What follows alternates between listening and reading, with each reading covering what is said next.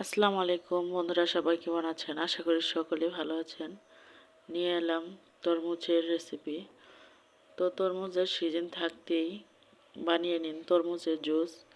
এই গরমে তরমুজের জুস খেলে খুবই উপকার, আর খেতেও খুব ভালো লাগে।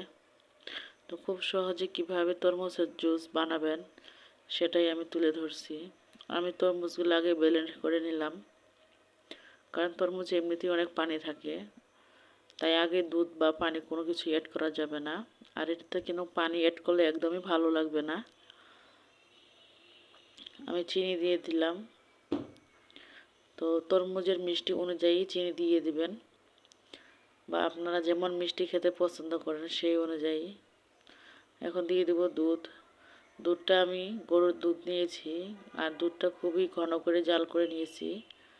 1 কেজি দুধ হাফ কেজি করে নিয়েছি, যেন খুব সুন্দর আরও খেতে মজা হয়। তা আমি এখন ভালোভাবে মিক্স করে নিলাম, কারণ ব্লেন্ডারে আর দিলাম না, অলরেডি ব্লেন্ডারে জার ভর্তি হয়ে গেছে। তো দেখুন খুব সুন্দরভাবেই হয়ে গেছে। এখন আমি গ্লাসের ভিতরে কয়েকটি বরফের টুকরো দিয়ে দিচ্ছি। তো বরফের টুকরো দেওয়ার জন্য ঠান্ডা ঠান্ডা ভাব ফ্লেভার খুবই ভালো লাগবে, তার জন্য আমি বরফের টুকরোগুলো দিয়ে দিলাম। দেওয়ার পরে এখন আমি তরমুজের শরবত ঢেলে দিলাম।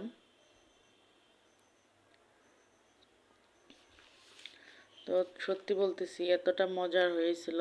তো এই গরমে সিজনের তরমুজ থাকতেই আপনারা এখনই এই ডেজার্টটি বানিয়ে নিন।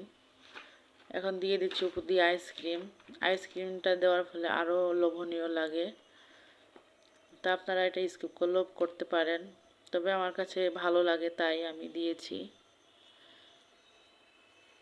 তো আশা করতেছি এই রেসিপিটা অবশ্যই ভালো লাগবে।